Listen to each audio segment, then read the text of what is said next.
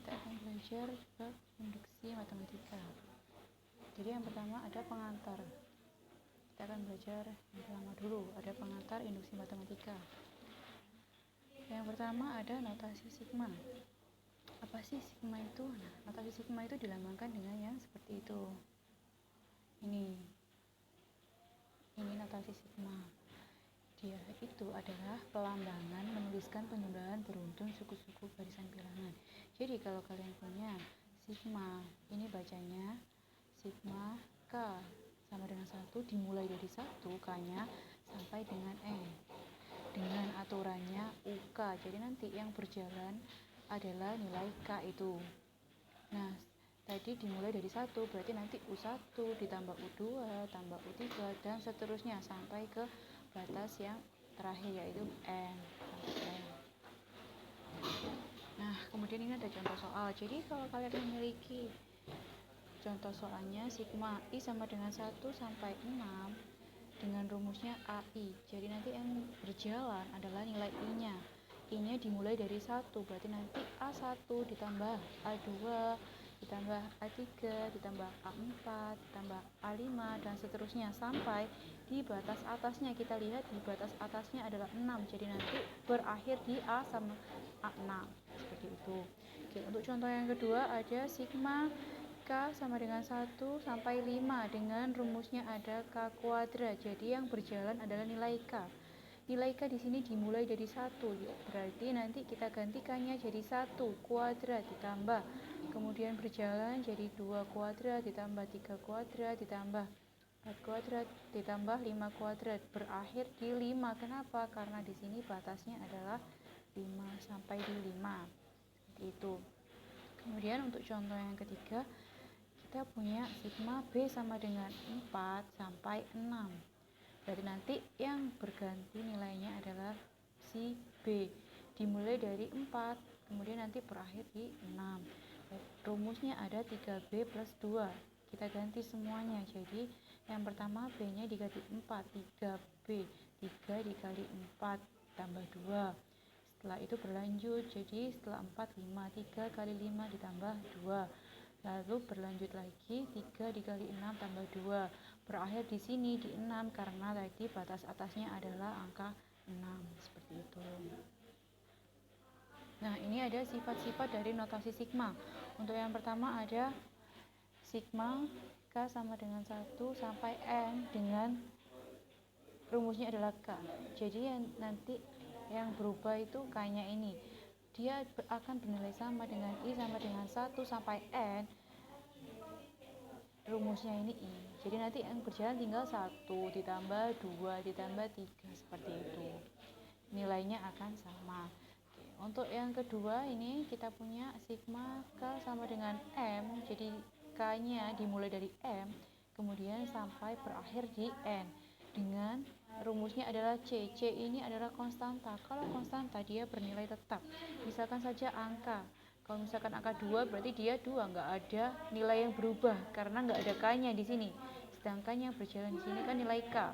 Nah, kalau seperti ini nanti kita bisa menuliskannya tinggal batas atas N dikurangi batas bawah M ditambah 1. Kemudian setelah kita jumlah dan kurangkan baru dikali dengan nilai konstantanya itu. Oke. Untuk yang ketiga ada sigma K sama dengan 1 sampai N.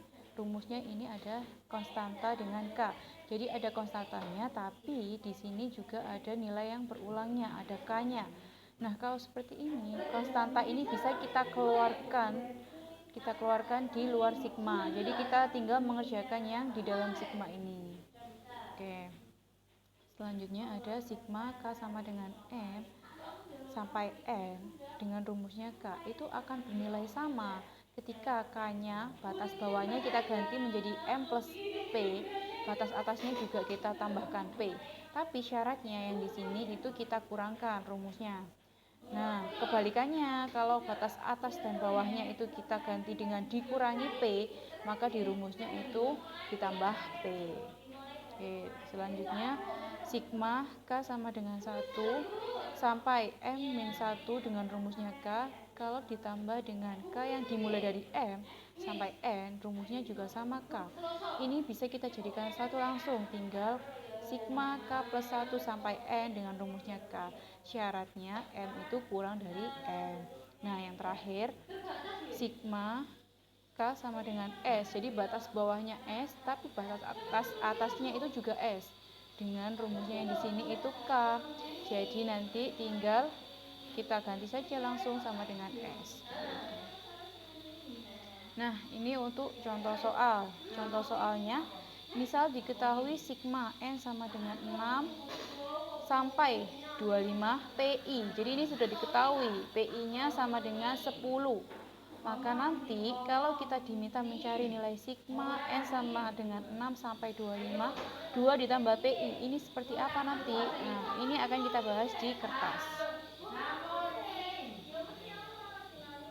Oke, ini untuk pembahasan soal yang ada di PowerPoint. Jadi kalau misalkan kita punya sigma N sama dengan 6 sampai 25, PI sama dengan 10, maka berapakah nilai dari sigma N sama dengan 6 sampai 25 dengan 2P plus PI? Nah, kalau seperti ini, soalnya ini, berarti ini nanti bisa kita pisah. Karena di dalam kurung ada 2 plus PI, berarti nanti bisa kita pisah menjadi seperti ini.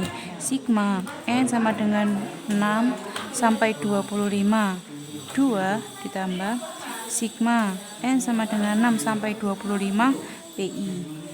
Sama dengan, nah setelah seperti ini nanti sama seperti sifat dari sigma yang konstanta, yaitu pengerjaannya bisa langsung batas atas 25 dikurangi batas bawah 6 ditambah dengan 1 tutup kurung dikali dengan konstantanya, yaitu angka 2 ditambah. Nah, sekarang yang kedua ini, sigma N sama dengan 6 sampai 25 PI. Sudah kita ketahui tadi bahwa nilai dari sigma N sama dengan 6 sampai 25 PI adalah 10. Berarti langsung kita ganti dengan angka 10. Oke, setelah itu 25 dikurangi 6 ditambah 1 berapa? 20 dikali 2 ditambah 10. 20 dikali 2 berapa? 40 ditambah 10. 40 ditambah 10 adalah 50. Seperti itu jawabannya.